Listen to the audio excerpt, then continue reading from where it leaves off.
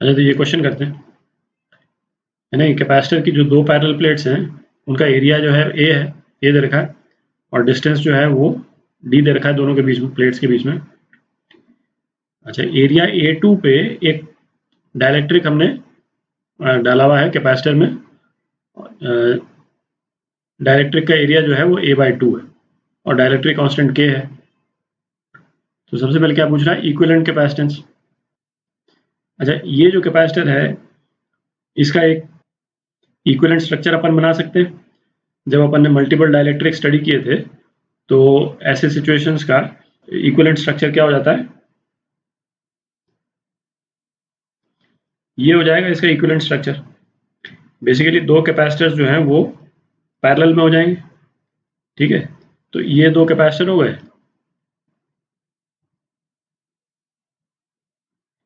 ये दो कैपेसिटर, इस कैपेसिटर में कोई डाइलेक्ट्रिक नहीं है, और ये जो दूसरा वाला कैपेसिटर है इसमें ये डाइलेक्ट्रिक है, ठीक है। और इन कैपेसिटर्स का प्लेट का एरिया कितना है, A/2, ठीक है। तो अब निकाल लेते हैं, इस कैपेसिटर की कैपेसिटेंस C1 मान लेते हैं, इसकी C2 मान लेते हैं। तो C1 कितना हो गया, K epsilon A/2 into D, और C2 कितना हो गया, epsilon not A/2 into D, ठीक है। और इक्विवेलेंट कैपेसिटेंस कितनी हो गई, दोनों को ऐड कर देते हैं, K+1 एप्सिलॉन नॉट A/2D। तो ये इक्विवेलेंट कैपेसिटेंस हो गई, ठीक है। तो ये तो पार्ट ए हो गया आपका। आगे पूछा है चार्ज ऑन प्लेट्स। तो ऐसे करते हैं, दोनों कैपेसिटर्स पे अलग अलग चार्ज निकाल लेते हैं। तो Q1 चार्ज ऑन कैपेसिटर 1 कर लेते हैं इसको, C1 इंटू वी, तो कितना हो जाएगा, K epsilon not A/V/2D।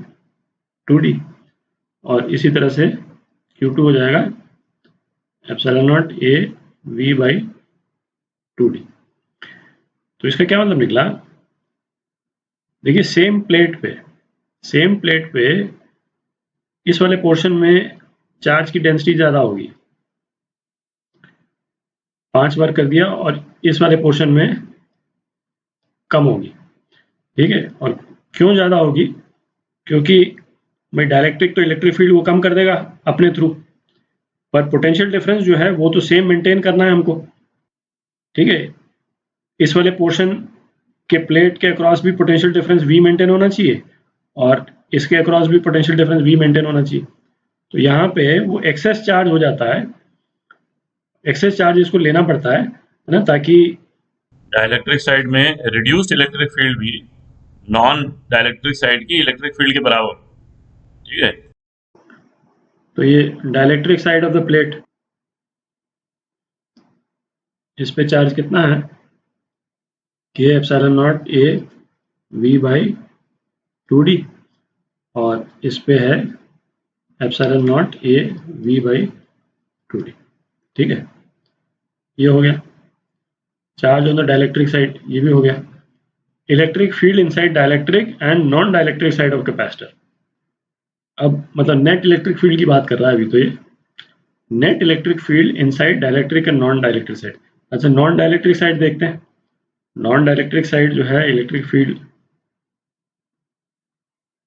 Suppose इसको E2 बोल देते हैं, और इसको E1 बोल देते हैं, ठीक है। तो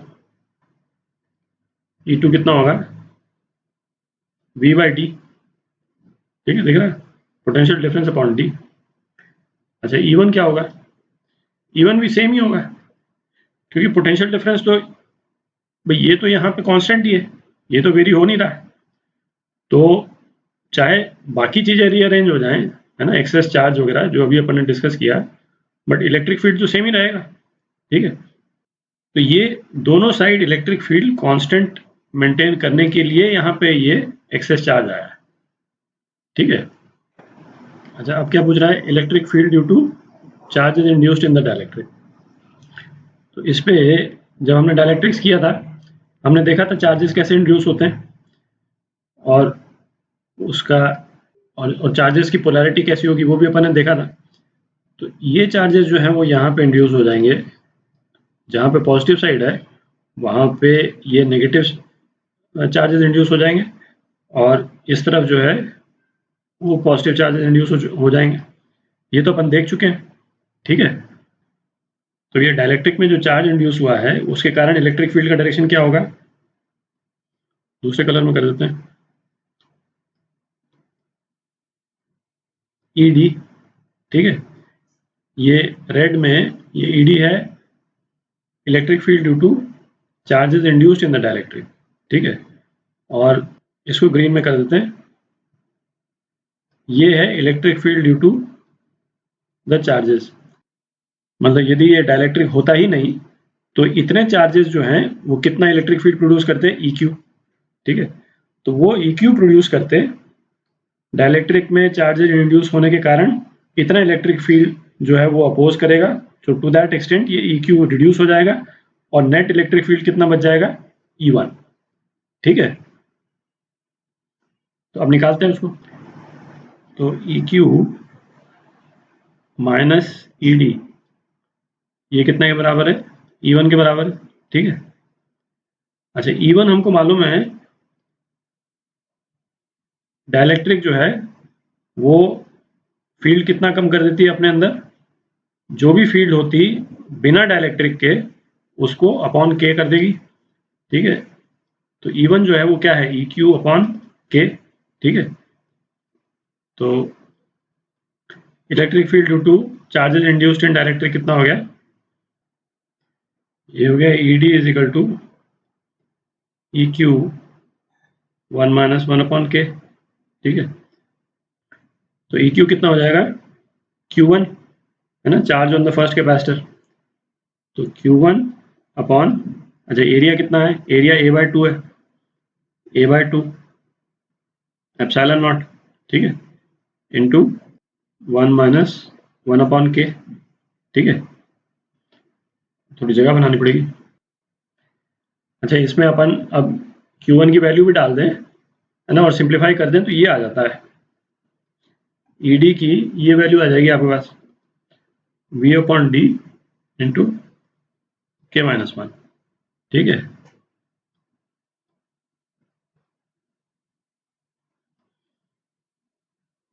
तो ये हो गया आपका पार्ट E हो गया।